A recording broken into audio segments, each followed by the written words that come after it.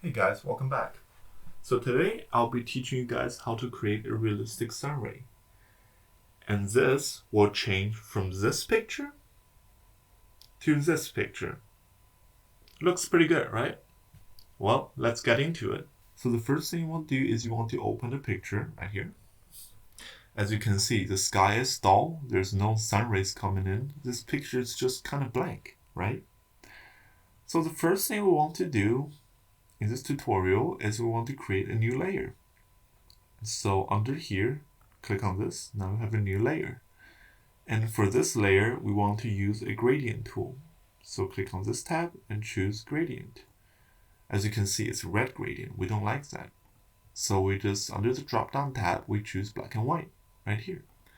And one click on this bar, you will have a gradient editor. So what we want to do first is we want to change the gradient type to noise. As you can see, now we have lines, right? But they're kind of blurred. So let's just increase the roughness to 100. Now we have well-defined lines.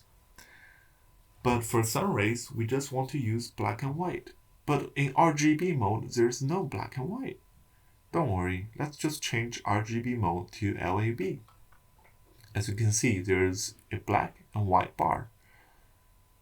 So how do we get there? Because as you can see, we don't have black and white, we have different colors.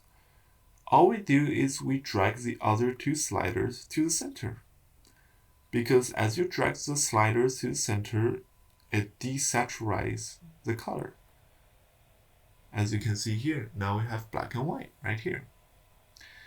Let's click OK.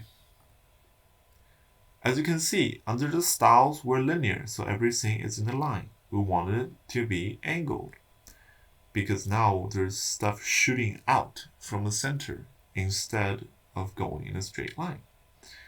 Now let's just twist it a little bit.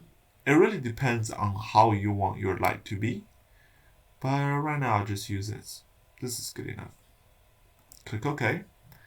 And we want to see what we're working on, but we can't see the background. So let's change the blend mode from normal to screen. As you can see, now we can see better, right? But we can't move around.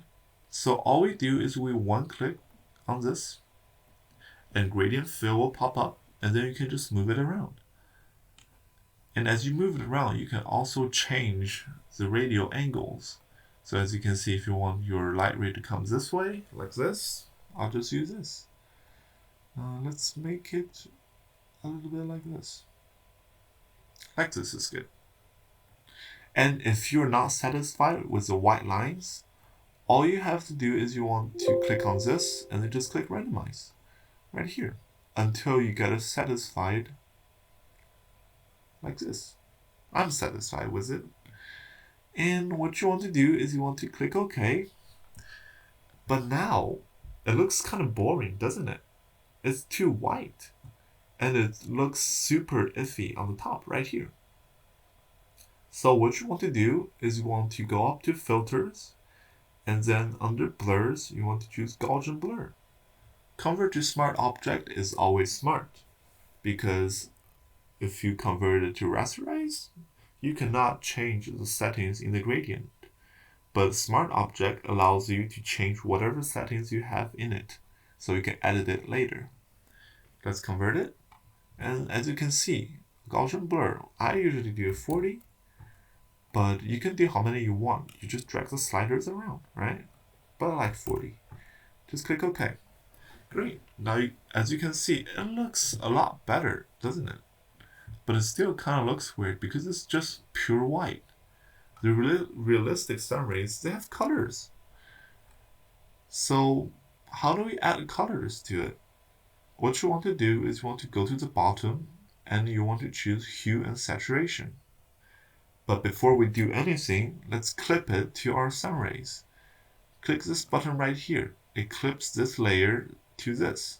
So everything that happens in this adjustment layer will only be applied to the sun rays. So let's colorize it. And I want the sun ray to be yellowish looking, like this. Like this, it's good. And we want to decrease saturation a little bit, not too much. We still want some colors. And there we go. It's pretty good. But now, as you can see, it is really strong, right? Especially in the top right here. We don't want that. So all we do is we create a new layer right here. And before we do anything, we clip it back to the sun ray. So hold Ctrl Alt, press G. As you can see, this arrow appears. That means we have clipped it. So now let's do a gradient tool again.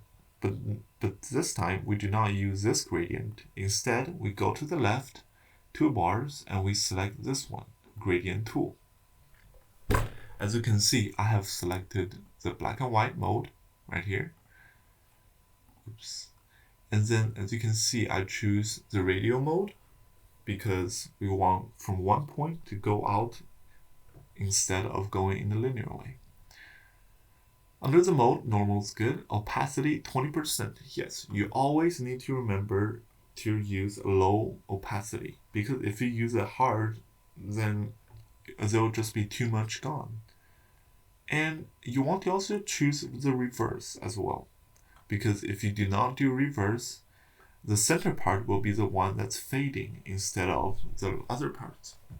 So great, now we have everything. So all we do now is just drag from the center point and drag it outwards.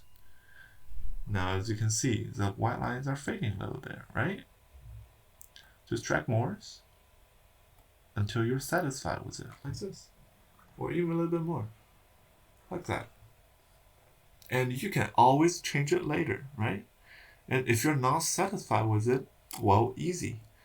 See, right now I think it's a little bit too bright up top. So all I do is I add a levels adjustment layer right here.